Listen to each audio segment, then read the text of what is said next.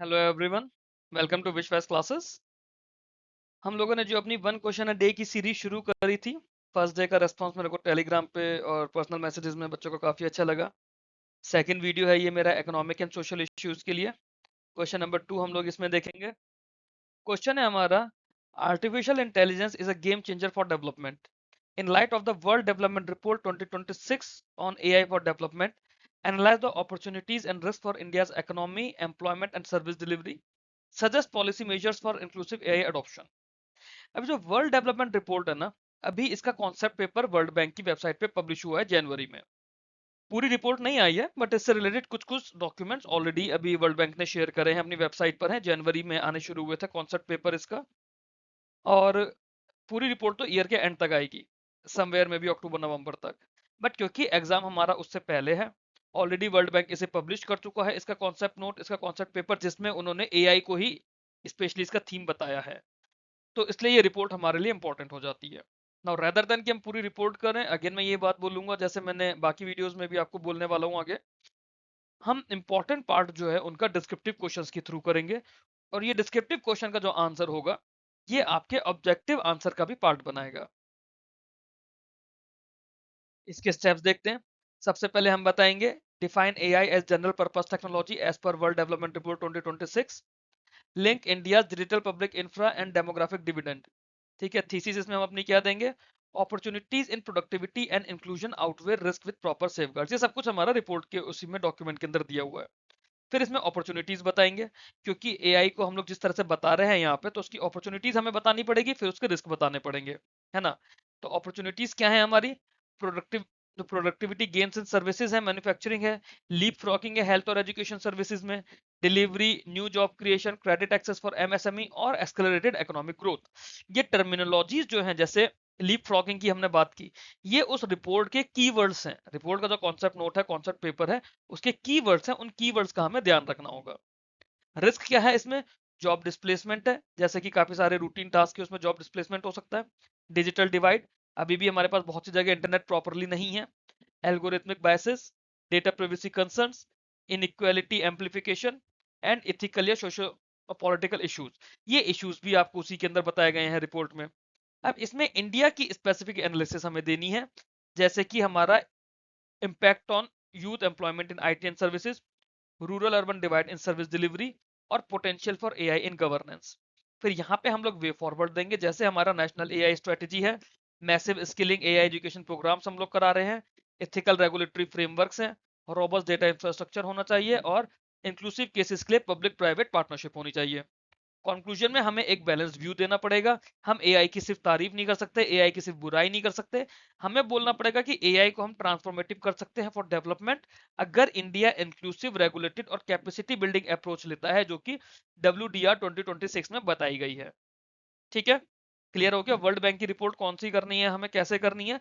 कुछ इस तरह से हम लोग इंपॉर्टेंट रिपोर्ट्स को कवर करने की कोशिश करेंगे। World development report describes artificial intelligence as general purpose technology, जिसे हम लोग जीपीटी बोलते हैं, that can bring changes like earlier technology such as electricity और द इंटरनेट। इंडिया के लिए अगर हम लोग बात करते हैं, तो इंडिया का क्योंकि डिजिटल पब्लिक इंफ्रा काफी ज्यादा स्ट्रांग है ना। डिजिटल पब्लिक इंफ्रा में क्या आता है हमारा, आधार, यूपीआई, ओएनडीसी, ये चीजें हमारी डिजिटल पब्लिक इंफ्रा का पार्ट है। फिर अब इंडिया का जो डेमोग्राफिक डिविडेंड है, हमारी यंग पॉपुलेशन बहुत ज्यादा है। हम लोगों ने ईएसआई स्टैटिक के अंदर इस चीज को पढ़ा भी है डेमोग्राफी वाले वीडियो में। तो एआई इसलिए बहुत ज्यादा एक बहुत ग्रेट पोटेंशियल हमें ऑफर करता है। ठीक है, अब इसके अंदर हम लोग क्या बता रहे हैं कि जो अपॉर्चुनिटीज है प्रोडक्टिविटी में, इंक्लूजन में, ग्रोथ में, they can outweigh the risk अगर इंडिया प्रॉपर सेफगार्ड्स को रखता है और इंक्लूसिव पॉलिसीज बनाता है। अब अपॉर्चुनिटीज जो WDR 2026 के अंदर, वर्ल्ड डेवलपमेंट रिपोर्ट 2026 के अंदर बताई गई हैं, AI can bring productivity gains in services and manufacturing bye automating routine task and improving efficiency. India के अंदर आईटी और बीपीओ सेक्टर में AI can help workers move high value jobs. It can help leapfrogging in health and education through AI powered tools for diagnosis, personalized learning and telemedicine, reaching remote areas. नई job creation होगी AI development में, data annotation में, maintenance में। ये मान रहे हैं क्योंकि जब एआई को हम इन फील्ड्स में लेकर आएंगे, तो इन फील्ड्स के लिए एआई रिलेटेड जॉब डेवलप होंगी। एमएसएमईज के लिए एआई को, मतलब एआई को बेटर क्रेडिट एक्सेस मिलेगा by analysing the digital footprints for better lending decisions. Overall it can accelerate economic growth by filling skill gaps and optimising supply chains. ठीक है, but इसके बाद भी हमारे पास कुछ सीरियस रिस्क है, जैसे कि जॉब डिस्प्लेसमेंट एक बहुत बड़ा कंसर्न है। जो हमारे रूटीन और रिपीटेटिव टास्क होता है ना, मैन्युफैक्चरिंग के, डेटा एंट्री के, कस्टमर सर्विसेज में, उसके अंदर ये माना जा रहा है कि जब एआई आ जाएगा, एआई के थ्रू ही वो सब चीजें आ जाएंगी, तो बिना मतलब 10 लोगों को हायर करने की जरूरत नहीं है, मे बी वो काम 2 लोगों से हो जाए। क्लियर? तो ये माना जाएगा कि, ये माना जा रहा है कि इसमें जॉब डिस्प्लेसमेंट होगा। बट यहाँ जॉब डिस्प्लेसमेंट होगा तो दूसरी जगह जॉब बढ़ेंगी भी, ये भी आपको ध्यान रखना है, जो हमने पिछले पैराग्राफ में देखा। This can affect millions of youth in India's service sector. The digital divide between rural and urban areas can widen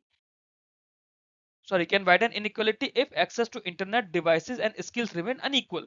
क्योंकि इंडिया में अभी भी बहुत सारे रूरल एरियाज ऐसे हैं, जो अलग अलग जंगलों के आसपास के गांव हैं, इंटीरियर के गांव हैं, वहां पे इंटरनेट ही नहीं आता ढंग से। वहां पे आप यूट्यूब में एक वीडियो स्ट्रीम नहीं कर सकते, और ऐसे बहुत सारे माउंटेन रीजन्स में तो ऐसे बहुत सारे गांव हैं, उत्तराखंड की साइड में, हिमाचल की साइड में, जहां पर मैं घूमा हूँ। आप किसी भी एक थोड़ा वैसे एरिया में चले जाओ ना, जो बहुत ज्यादा पॉपुलर टूरिस्ट डेस्टिनेशन नहीं होता, वहां पर आप जाकर यही चीज देखोगे कि वहां पे नेटवर्क के इश्यूज बहुत ज्यादा है। फिर इसके बाद में डेटा प्रिवेसी के कंसर्न्स है। Data privacy concerns are big with large scale collection of personal information. और इंडिया जैसी डेवलपिंग कंट्रीज में रिस्क ऑफ इनइक्वालिटी एम्पलीफिकेशन, जो इनइक्वालिटी है वो और ज्यादा बढ़ती चली जाएगी। इंक्रीजिंग इनइक्वालिटी को हम लोगों ने टर्म दिया है इनइक्वालिटी एम्पलीफिकेशन, जो कि रिपोर्ट के अंदर आया था। एथिकल इश्यूज और सोशल पॉलिटिकल प्रॉब्लम्स भी हैं, जैसे मिस इन्फॉर्मेशन या फिर सर्विलेंस। ये WDR 2026 के अंदर हाईलाइट किया गया इंडिया के लिए। क्लियर? फिर इंडिया स्पेसिफिक कंटेंट में हम लोग जब इसकी बात करते हैं, तो जो इम्पैक्ट है इसका यूथ पे, एम्प्लॉयमेंट पे, वो मिक्स्ड है। जैसे आईटी सर्विसेज में तो कुछ जगह ऑटोमेशन आ जाएगा, एआई जो है वहां पे जॉब्स खत्म करके इमर्जिंग फील्ड्स में जॉब्स क्रिएट करेगा। और इसमें रूरल अर्बन डिवाइड क्लियर है इन सर्विस डिलीवरी। अर्बन एरियाज को एआई के एआई के बेटर बेनिफिट्स मिलेंगे in governance like smart traffic chatbots. Rural areas में ये सारी चीजें पीछे रह जाएंगी, क्यों? क्योंकि वहां पे सबसे पहला तो नेटवर्क का इशू है, उसके बाद इंफ्रास्ट्रक्चर का इशू है। AI has huge potential in governance for better targeting of schemes, fraud detection in subsidies, and improving last mile delivery. Yet, without proper measures, ये सब तो है, बट अगर हमारे पास इसके लिए प्रॉपर मेजर्स नहीं है, और हम लोग फॉरेन टेक कंपनीज पर ही अगर हमारी डिपेंडेंसी होती रही, तो हमारे रीजनल इम्बेलेंसेस बढ़ते जाएंगे। तो सबसे पहली चीज, अब जैसे हम लोग चैट जीपीटी यूज करते हैं, या ग्रॉक यूज करते हैं, जेमिनी यूज करते हैं, आप लोगों को होता है ना, मैं देखता हूँ बच्चों, कुछ भी होता है गूगल पे डाला और जेमिनी का आंसर का स्क्रीनशॉट मुझे भेज दिया। Gemini is not Indian platform ना, वो बाहर का प्लेटफॉर्म है। अगर हम बाहर के ही प्लेटफॉर्म पे डिपेंडेंट होते रहेंगे, मान लो हर कोई जेमिनी यूज कर रहा है, और किसी दिन जेमिनी भड़क गया, बोला जी मैं तो नहीं बता रहा कुछ भी, सारा डेटा मेरे पास है, मैं अपनी मर्जी से काम करूंगा, उस केस में क्या करोगे? तो जो हमारी डिपेंडेंसी है, वो फॉरेन टेक कंपनीज पे बढ़ती जा रही है, और उसकी वजह से रीजनल इम्बेलेंसेस हमारे बढ़ते जाएंगे। फॉर एग्जांपल, यूएस का एआई बहुत ज्यादा स्ट्रांग हो जाएगा, चाइना का डीप सीक आज भी उतना ज्यादा स्ट्रांग नहीं है जितना स्ट्रांग क्लाउडी या फिर चैट जीपीटी है। चाइना का जीपीटी प्लेटफॉर्म है डीप सीक नाम का, वो इतना स्ट्रांग नहीं है, उसका डेटाबेस 2024 का अपडेटेड है। यूएस का आपका क्लाउडी है, चैट जीपीटी है, ग्रॉक है, ये कंपैरेटिवली काफी बेटर है। क्यों? क्योंकि उन पर डिपेंडेंस बढ़ती जा रही है। तो विद इन एआई आप देख सकते हो रीजनल इम्बैलेंस कैसा है। To ensure inclusive AI adoption, several policy measures are needed. अब यहाँ पे हम अपना व्यू दे रहे हैं। सबसे पहले नेशनल एआई स्ट्रेटेजी जो है उसे हमें अपडेट करना पड़ेगा with clear goals for inclusive growth, और उसे WDR 2026 के रिकमेंडेशंस के साथ हमें अलाइन करना पड़ेगा। सेकंड, मैसिव स्किलिंग और एआई एजुकेशन प्रोग्राम्स हमें जरूरी हैं। एआई को स्कूल करिकुलम में भी हमें इंटीग्रेट करना पड़ेगा। एआई के लिए हमें प्रोग्राम करने पड़ेंगे, जैसे skill India with AI focus, है ना, टीचर्स की, वर्कर्स की ट्रेनिंग करनी पड़ेगी एआई से रिलेटेड। तो सबसे पहला हमने क्या बोला, नेशनल एआई स्ट्रेटेजी को WDR 2026 की रिकमेंडेशंस के साथ अलाइन करना पड़ेगा। दूसरा, स्किलिंग और एआई एजुकेशन की हम लोगों ने बात करी, स्कूल में, स्किल इंडिया में, टीचर्स के लिए, वर्कर्स के लिए। तीसरा, एथिकल रेगुलेटरी फ्रेमवर्क होना चाहिए डेटा प्राइवेसी के लिए, बायस मिटिगेशन के लिए, और अकाउंटेबिलिटी के लिए। सो है ना, और ये आपका डीपीडीपी एक्ट जो है, digital personal data protection act, उसके बेसिस पर बना होना चाहिए, सो दैट आपकी डेटा प्राइवेसी मेंटेन रहे, डेटा के बेसिस पे आपका बायस ना हो। क्लियर? फोर्थ, हमें रॉबर्ट डेटा इंफ्रा चाहिए ना, रॉबर्ट डेटा इंफ्रास्ट्रक्चर और कंप्यूटिंग पावर। ये कैसे आएगी? जब हमारे पास पब्लिक प्राइवेट पार्टनरशिप आएगी, तो ये हमारी जो फॉरेन कंपनीज है उस पर डिपेंडेंसी कम होगी। Fifth, promoting local AI innovation for Indian languages, agriculture and health culture, sorry, and health care. तो हमें लोकल एआई इनोवेशन को भी प्रमोट करना पड़ेगा, जो इंडिया की बाकी लैंग्वेजेस में भी काम करे, not just Hindi and English, जो हमारी रीजनल लैंग्वेजेस है, एटलीस्ट जो हमारी 22 शेड्यूल्ड लैंग्वेजेस हैं उन पे तो काम करे, है ना। तो इंडिया की लैंग्वेजेस पे, इंडिया के एग्रीकल्चर कंडीशंस के लिए, हेल्थ केयर के लिए, through incentives and open data sets, so that technology ज्यादा रेलेवेंट रहे। और इसमें कोऑपरेटिव फेडरलिज्म बहुत ज्यादा इंपॉर्टेंट है, सो दैट जो स्टेट्स हैं, कोऑपरेटिव फेडरलिज्म से मतलब है कि सेंट्रल गवर्नमेंट और स्टेट गवर्नमेंट मिलके काम कर रही है ना। तो स्टेट्स जो है वो भी उन एआई को लोकल नीड्स के लिए अडॉप्ट कर पाए। ये हमारा इसका वे फॉरवर्ड है। सबसे पहला हमने नेशनल स्ट्रेटेजी की बात करी, दूसरा हमने स्किलिंग और एआई एजुकेशन की बात करी, तीसरा हमने बोला कि हमें एथिकल रेगुलेटरी फ्रेमवर्क चाहिए डीपीडीपी एक्ट के अकॉर्डिंगली, फोर्थ हमने बात करी कि हमारा रॉबर्ट इंफ्रास्ट्रक्चर होना चाहिए, कंप्यूटिंग पावर होना चाहिए थ्रू पीपीपी, फिफ्थ हमने बोला कि हमें लोकल एआई चाहिए इनोवेशन के लिए, जिसमें हम Indian languages, agriculture, health care की बात करें। वो कब होगा? जब हमारे पास ओपन डेटा सेट्स होंगे, सो दैट टेक्नोलॉजी ज्यादा रेलेवेंट रहे। कंक्लूजन हम लोग इसका ये देंगे कि WDR 2026 ने एक बैलेंस व्यू दिया है एआई का, that it can be truly transformative for development for India, अगर इंडिया में राइट पॉलिसी है which are focused on inclusion, capacity building and regulation.